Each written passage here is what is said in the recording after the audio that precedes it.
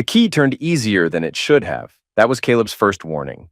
He'd cut his Kansas City business trip short by a day, eager to surprise Mara and little Oliver. The house felt different the moment he stepped inside. Warmer, with unfamiliar cologne lingering in the air. Something expensive, masculine. Definitely not his aftershave. "Daddy! Daddy!" Oliver's voice erupted from the living room.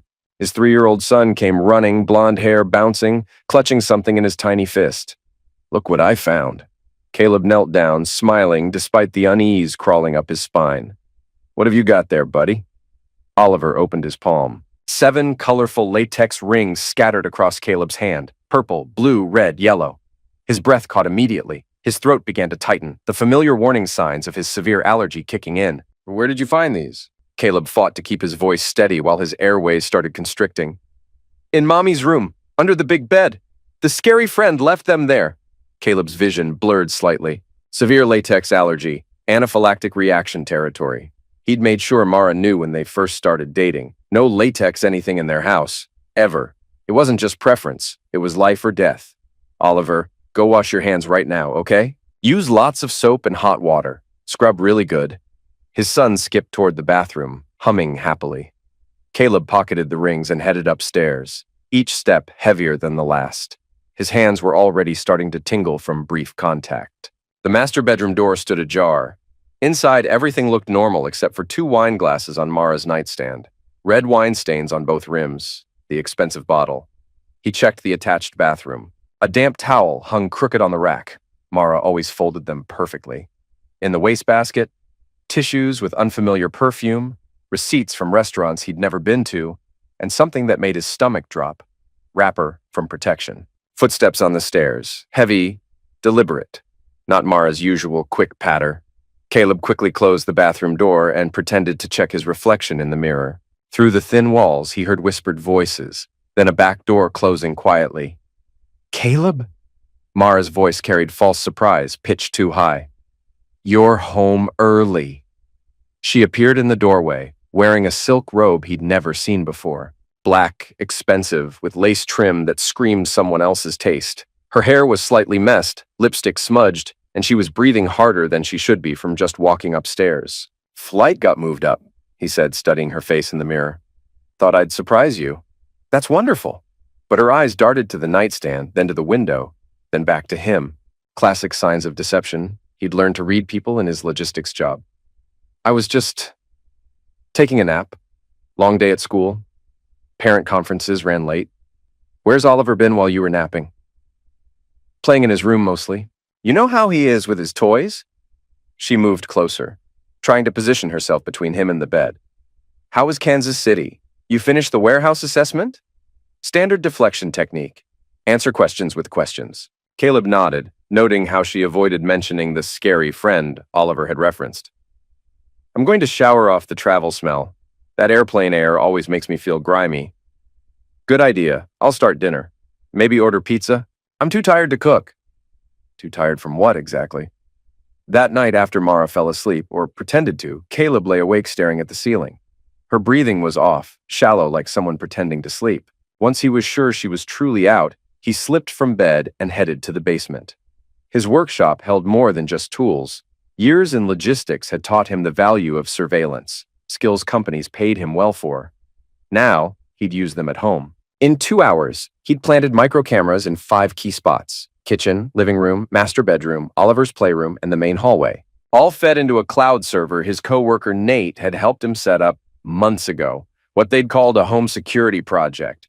Turned out, it was more than that. The baby monitor in Oliver's room had backup recording he'd forgotten about.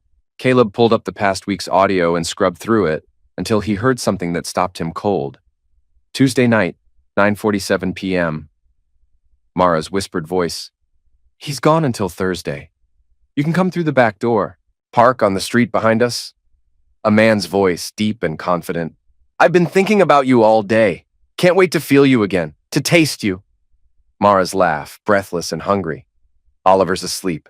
We have all night. I told him you were my personal trainer." The man. "This setup won't last forever. He's going to figure it out eventually. Guys like him always do." Mara. "Caleb's predictable. He trusts me completely. Besides, even if he suspected something, he'd never have the spine to do anything about it." He avoids confrontation like it's contagious. Sound of kissing, then movement. The man. What if he comes home early? Mara. He never deviates from his schedule, ever. It's like he's programmed. Besides, I've got him convinced I'm the perfect wife and mother. He'd never believe I could do this to him. Caleb saved the file and stared at the screen until dawn, feeling something cold and methodical settle in his chest. She thought he was predictable, spineless. She was about to learn how wrong she was. Over the next 2 weeks, Caleb became two people. During the day, devoted husband and father, logistics coordinator, soccer dad who never missed Oliver's playdate pickups. At night, digital hunter, gathering evidence with methodical precision that would make a federal investigator proud. The cameras revealed everything, and it was worse than he'd imagined. Ian Halbrook, 6'2", military-bearing, expensive clothes that screamed government contractor money. He moved through Caleb's house like he owned it, drinking from Caleb's glasses, eating from Caleb's plates, sleeping in Caleb's bed. Wednesday evening, camera 3 caught them in the kitchen while Oliver was at daycare. "When are you going to tell him?" Ian asked, pulling Mara against the granite countertop Caleb had installed himself. "Soon? I've already talked to a lawyer about custody arrangements. Rebecca Walsh recommended someone ruthless." "And you think he'll just roll over?" Mara laughed, the sound sharp enough to cut glass. "Caleb avoids confrontation like the plague. He'll be hurt, sure, but he'll want what's best for Oliver. I know exactly how to play this. I've been manipulating him for years." Ian kissed her neck aggressively. "What if he fights for the kid?" "With what? I'm the primary caregiver. I make all the school decisions, handle the medical appointments, do all the real parenting. Caleb just provides the paycheck and plays video games with him on weekends." "And after the divorce?" 50-50 custody at most for him. But I'm documenting his emotional distance and work obsession. My lawyer thinks we can get supervised visits only if we play it right. How? Easy. I tell the court he's been displaying unstable behavior, mood swings, possible drinking problem. I've already started keeping a journal of his concerning incidents. Amazing how normal conversations can sound sinister when you write them down right. Ian's hands roamed over her body. "You're devious. I like that. You haven't seen anything yet. By the time I'm done, he'll be lucky to see Oliver once a month, and he'll be paying me for the privilege of losing his family." Camera 5 in Oliver's playroom captured the most unsettling footage. Lately, Oliver had been drawing pictures of a tall, shadowy figure he called Scary Friend. In every crayon scrawl, the figure stood beside his mother, sometimes holding her hand, sometimes looming over them both. Earlier drawings showed the figure far away, but over time he crept closer. Now he was in the house, in the bedroom, holding Oliver's mother while the boy huddled in the corner. Caleb met Dr. Talia Perez, Oliver's pediatrician and an old college friend, for coffee downtown. She flipped through the drawings laid out between them. "This points to serious anxiety around a threatening male presence," she said, voice low as she studied the pages. "Kids his age can't explain fear clearly, so it comes out like this. He's telling you someone near his mom makes him feel deeply unsafe." "What kind of unsafe?" Caleb hadn't touched his coffee in 20 minutes. "Hard to say without testing, but look at the patterns, how the figure grows larger and more central, how Oliver makes himself smaller. He sees this man as a growing threat, not just to him, but to the bond between him and his mother. Could this affect him long-term? Absolutely. Children who witness adult relationships they can't understand, especially secretive or threatening ones, often develop anxiety disorders, attachment issues, even PTSD. The fact that he's calling this person Scary Friend suggests he knows something is wrong, but can't process what. That evening, while Mara graded papers downstairs, Caleb quietly hacked into her laptop using skills honed tracking supply chain cyber threats. Her browser history laid out the betrayal. Marriage counseling forums, divorce attorneys, articles like How to Prove a Father Unfit. In her files, a draft divorce petition made his stomach turn, page after page painting him as unstable, emotionally, distant, obsessed with work, twisted conversations, flat-out lies designed to ruin him. March 15th, Caleb screamed at Oliver for spilling juice, accused me of undermining him, then stormed out for 3 hours. Complete fiction. On March 15th, Caleb had helped Oliver build a blanket fort, and they'd eaten pizza while watching cartoons. Incident #7, April 2nd. found Caleb drinking alcohol alone in the garage at 2 a.m., muttering about people who don't appreciate what they have. When confronted, he accused me of spying on him. His behavior has become increasingly erratic and concerning. April 2nd, he'd been in the garage organizing tools for exactly 20 minutes before coming inside and going straight to bed. But the real shock was in her email drafts. Messages to Ian discussing their exit strategy. I've been collecting financial records for weeks. He thinks I don't know about that little side hustle, Summit Supply Chain Solutions, but I do. It's pulling in solid money.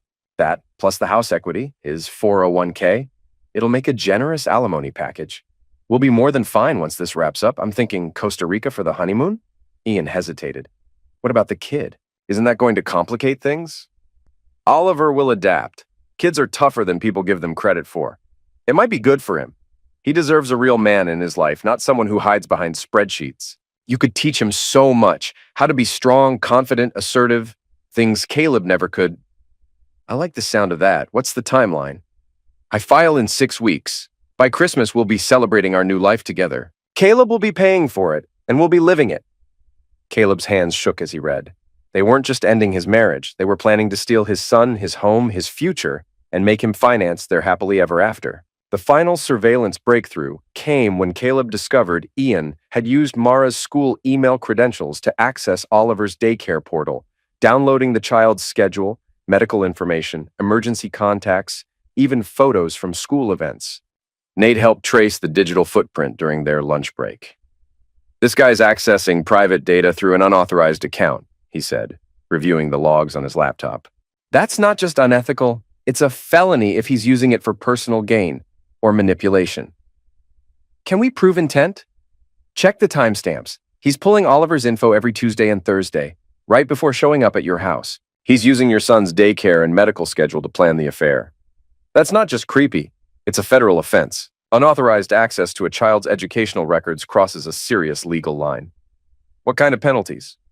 Criminal charges, definitely. Loss of security clearance if he has one. Civil liability. This guy could be looking at prison time if we play this right. Caleb felt something dark and cold settle in his chest. They'd made a crucial mistake. Ian's military arrogance had led him to treat this like a mission where intelligence gathering was just another tool, but he'd crossed legal lines that would destroy him. Now it was time to turn the tables. Caleb told Mara he'd be in Detroit for 3 days, even showed her the fake itinerary Nate had helped him create, complete with flight confirmations, hotel reservations, and a detailed meeting schedule. His phone's GPS would show him checking into the airport hotel, attending meetings, living his predictable business traveler life.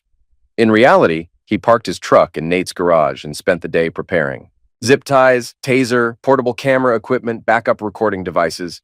If Ian wanted to play soldier, Caleb would give him a war. Thursday night, 8:30 p.m. Ian's BMW pulled into the driveway like he belonged there. Caleb watched from the neighbor's hedge as the man strolled through the front door without even knocking, like he had his own key. Through the kitchen window, Mara greeting Ian with a passionate embrace that lasted 30 seconds. Oliver was nowhere to be seen, probably already asleep upstairs, completely unaware that a stranger was moving through his house like a predator. Caleb gave them 30 minutes to get comfortable, then used his garage remote to enter silently through the side door. He could hear them in the living room, soft music, clinking glasses, Mara's laugh pitched low and intimate. He moved through his own house like a ghost, avoiding the floorboards that creaked, staying in the shadows. Years of getting up early for work without waking the family had taught him every silent pathway. He found them in the living room, Ian's shirt already unbuttoned, Mara straddling his lap on the leather couch Caleb had bought for their first anniversary. Ian's hands were roaming over her body with the confidence of someone who'd done this many times before. "Evening, folks." Mara screamed, a sharp sound that cut through the soft jazz music. Ian shot to his feet with military reflexes, shoving her behind him and automatically reaching for a weapon that wasn't there. "What the hell are you doing here?" Ian demanded, scanning the room for threats and escape routes. "Mara said you were traveling until Sunday." "Funny thing about travel plans," Caleb said, stepping into the light. "Sometimes they change. Sometimes people lie about them to catch cheating wives and their boyfriends."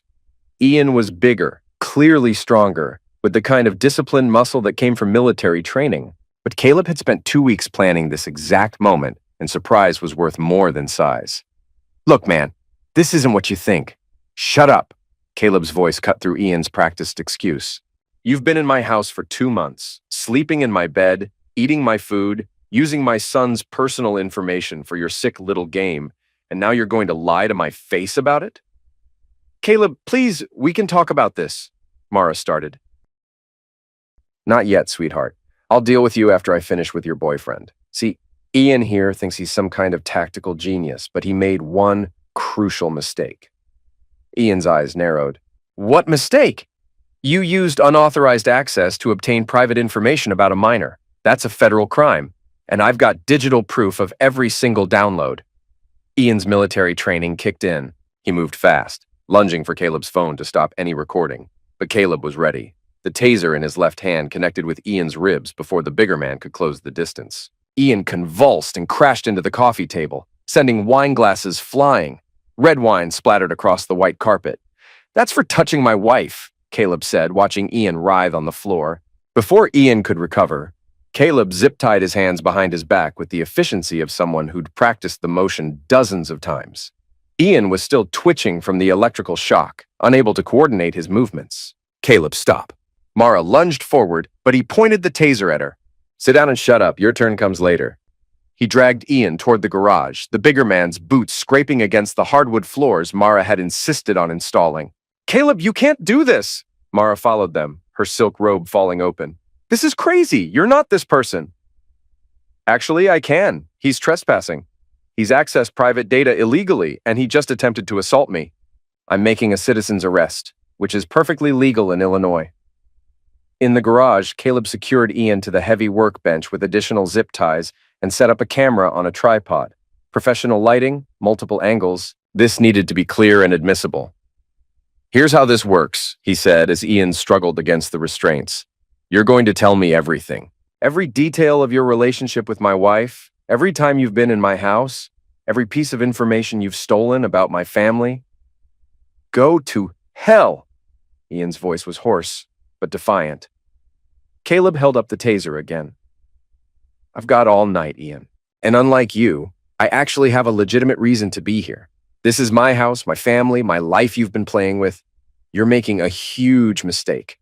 I'm a federal contractor with security clearance. When my company finds out you've assaulted me, when your company finds out you've been using school email systems to access private child data, your clearance will be permanently revoked. When they find out you've been committing adultery with a teacher who gave you those credentials, you'll be lucky to avoid prison. Ian's face went white. You can't prove any of that. Caleb pulled out a tablet and showed him timestamp logs. Every download, every access, every unauthorized entry into my son's private records, plus audio recordings of you discussing the schedule you stole to plan your visits. 20 minutes later, after carefully calibrated applications of pressure and psychology, no physical harm, just relentless presentation of evidence and consequences. Ian broke completely. She said you were weak, he gasped, sweat pouring down his face. Said you'd never fight for anything, that you'd just roll over and take whatever she decided to give you. Keep talking. We've been meeting here for 2 months. She gave me the garage code, the security system bypass, everything. I used her school login to check your kid's schedule so we'd know when it was safe. What else? She's planning to take you for everything. The house, the kid, alimony, child support. Her lawyer said with the right evidence about your emotional problems, she could get full custody and maximum financial support. What emotional problems? The ones she's been documenting. Fake incidents, twisted conversations, made-up examples of you being unstable around Oliver. She's got a whole journal full of lies designed to make you look like an unfit father. Caleb leaned closer, ensuring the camera caught every word. Say this part clearly for the record. Did you enter my home without permission while my child was present? Yes. Did you access my son's private information through unauthorized computer access? Yes. Did you sleep in my bed with my wife while planning to help her steal my child through false legal accusations? Ian's shoulders sagged in defeat. Yes, all of it. Everything. Did you discuss using your relationship with my wife to gain information about my finances and property for the purpose of maximizing her divorce settlement? Yes. She wanted to know about your consulting business, your retirement accounts, everything. Caleb turned off the camera and began untying Ian. You've got 60 seconds to get out of my house before I call the police and show them this confession. Ian stumbled toward his car, holding his ribs. This isn't over. You piece of... Actually, it is. Check your work email tomorrow. Check your security clearance status. Check your bank account when your company freezes your assets pending the federal investigation. As Ian's BMW disappeared down the street, Caleb uploaded the confession video to multiple cloud servers, then sent anonymous tips to Ian's security company, the Department of Education's Privacy Office, and the FBI's Cybercrime Division. 3 separate federal agencies would be very interested in Ian's unauthorized access to educational records. Inside, Mara was pacing the kitchen, clutching her phone with shaking hands. "You can't prove anything beyond tonight," she said, but her voice lacked conviction. "It's your word against mine about everything else." Caleb pulled out a tablet and showed her 2 weeks of surveillance footage. Her face went white as she watched herself planning his destruction in crystal-clear high definition. "Actually, it's your words. All of them. Recorded in your own voice with timestamps and metadata." She watched herself discussing the fake journal, the custody strategy, the financial planning, her own voice describing him as weak, spineless, predictable. Her laughter when Ian suggested Oliver needed a real man as a father figure. "The lawyers will explain that Illinois is a one-party consent state for recordings," Caleb said. "Everything you've said in this house is admissible in court. Every lie you've planned, every manipulation you've discussed, every scheme you've cooked up to steal my son." Mara sank into a kitchen chair, the fight going out of her. "What do you want?" "I want my son safe from people who would use him as a weapon. I want the truth in court instead of your fabricated stories. And I want you to understand that underestimating me was the biggest mistake of your life." Monday morning, 7:45 a.m. Mara was teaching her first period advanced English class when Caleb walked into Washington High School, carrying a manila envelope and a grim expression. He'd dressed carefully for this moment. Dark suit, professional briefcase. The look of a man conducting serious business. The students and faculty needed to see this wasn't some emotional outburst. This was calculated, legal, and final. He found her classroom and knocked. Through the window, he could see 20 teenagers looking up expectantly from their copies of Macbeth. How fitting. "Mrs. Mercer? You have a visitor." Mara's face flushed deep red when she saw him. Her professional composure cracked instantly. "This isn't appropriate, Caleb. I'm working. You can't just..." "So am I." He handed her the envelope in front of her students and colleagues. "Divorce papers, custody petition, emergency restraining order. You're being formally served." The envelope was thick, professional, intimidating. Her hands shook as she took it. "Class dismissed," she whispered to her students. "Go to the library, study hall." But the damage was done. The hallway filled with whispers as Mara's professional reputation cracked in real time. Principal Davies appeared, drawn by the commotion and the cluster of confused teenagers. "What's happening here?" "Just delivering legal documents," Caleb said, his voice carrying clearly down the hallway. "Mrs. Mercer should probably review them promptly. They include some interesting video evidence of her extracurricular activities."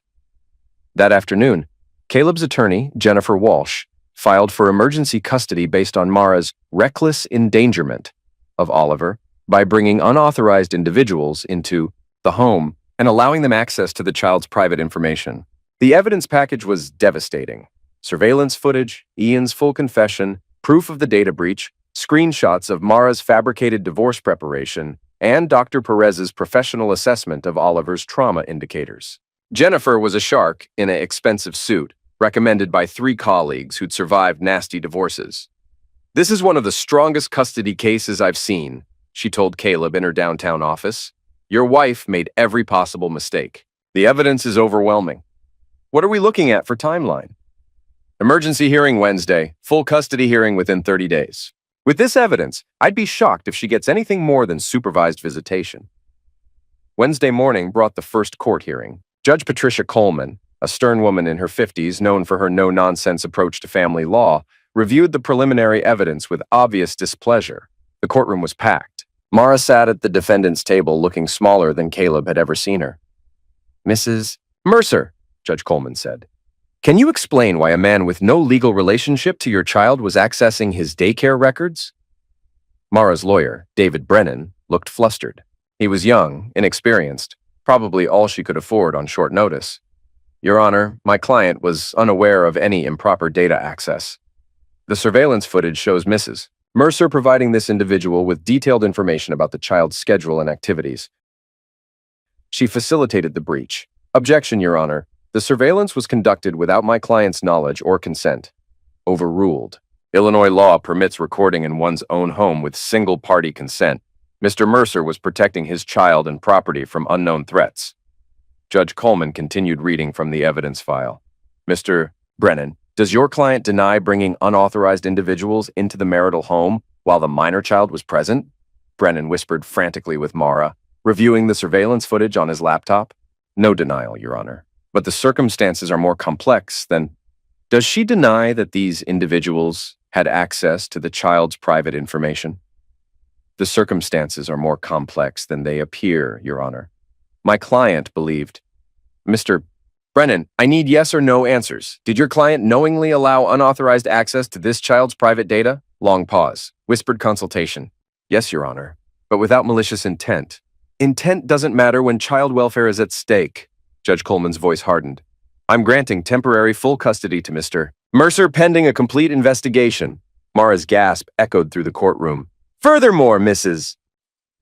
Mercer will have supervised visitation only 2 hours per week, and I'm ordering immediate psychological evaluation for all parties. Outside the courthouse, Mara grabbed Caleb's arm, her professional composure completely shattered. You can't take Oliver from me. I'm his mother. I gave birth to him. You should have thought about that before you let your boyfriend steal his personal information and use it to plan your affair. It wasn't like that. Ian never meant any harm. We were just... Ian's been fired from his security job and is under federal criminal investigation. His clearance is permanently revoked. Every client contract he had access to is being reviewed for potential breaches. The FBI is involved now. Mara's face crumpled. You destroyed his career, his whole life. He destroyed his own career when he used my son's data to plan his affair with my wife. Actions have consequences, Mara. You taught me that. We can fix this, Caleb. We had something real once. Before all this started, we were happy. We can rebuild... No, Mara, we're done. You made your choice when you decided I was too weak to fight back. Turns out you were wrong about that, too. The next morning, the local newspaper ran the story. Teacher suspended after custody battle reveals data breach. By noon, it was trending on local social media. By evening, parents were calling for Mara's permanent removal from the school district. The school board scheduled an emergency meeting. The teachers' union declined to provide representation after reviewing the evidence. Mara's teaching career was effectively over. 2 months later, the final divorce hearing concluded with Judge Coleman's scathing assessment of Mara's conduct. The courtroom was packed again. This had become the most talked-about custody case in the county. Mrs. Mercer, Judge Coleman said, your actions endangered your child's welfare, violated his privacy, and demonstrated profound lack of judgment. Your husband's evidence shows systematic deception and manipulation designed to destroy a father's relationship with his child. Mara's new lawyer, Brennan, had withdrawn after the state bar opened an investigation into his pre-trial strategy, made a last desperate attempt. Susan Martinez was better than Brennan, but had been handed an impossible case.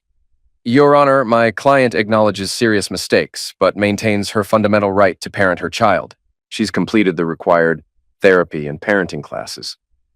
A right that must be balanced against the child's best interests. Mrs. Mercer's psychological evaluation reveals narcissistic personality traits and an inability to prioritize her son's needs over her personal desires. Dr. Perez had been thorough in her assessment. The subject shows little genuine remorse for her actions and continues to minimize the impact on the child. She views the child primarily as a tool for financial security rather than an individual with his own needs. The custody decision was final. Caleb received primary physical and legal custody. Mara was granted supervised visits twice per week for 6 months, with potential for expanded access pending successful completion of additional parenting classes and continued therapy. The court finds that Mrs. Mercer's judgment is fundamentally compromised, Judge Coleman declared. She exposed her child to criminal behavior, violated his privacy, and attempted to weaponize false allegations for personal gain. Such actions are incompatible with responsible parenting. The financial settlement reflected that.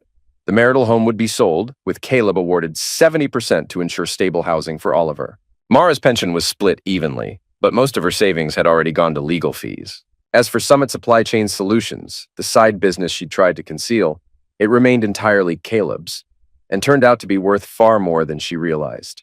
Her career unraveled almost immediately. The school board voted unanimously to fire her. The state revoked her teaching license pending ethics remediation and a psychological evaluation.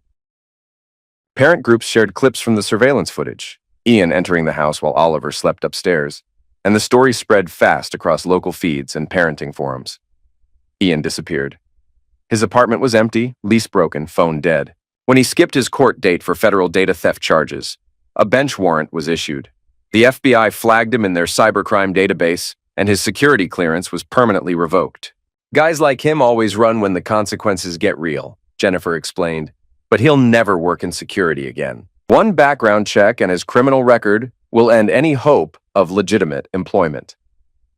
The final confrontation came on the courthouse steps after the sentencing. Mara approached Caleb one last time as he loaded Oliver's car seat into his truck. She looked older, smaller, defeated. "I know you hate me," she said, "but Oliver deserves to know his mother. He needs both parents. Oliver will know his mother. The supervised visits will continue as long as you comply with the court's requirements. 2 hours a week isn't enough. I carried him for 9 months. I gave birth to him. I loved him before you even held him." Caleb studied her face, seeing the manipulation attempt even now. "You loved the idea of him, but when it came time to choose between his well-being and your desires, you chose yourself. Every single time. That's not fair." "Fair?" Caleb's voice carried 2 months of suppressed rage. "Was it fair to expose our son to a strange man who accessed his private information? Was it fair to plan to steal him from me with fabricated accusations? Was it fair to let Oliver see you with another man and call him the scary friend? Was it fair to plan to use my own money to finance your new life with your boyfriend?" Mara's composure finally shattered completely. "I made mistakes. People make mistakes. That doesn't mean I don't love my son." "Love isn't enough anymore, Mara. Trust is broken. Security is gone. Oliver's stability matters more than your feelings." She tried once more, grabbing his arm. "What if I ended it with Ian permanently? What if I proved I could change? What if I went to therapy for real this time? Ian's already gone, and you proved who you really are when you thought no one was watching.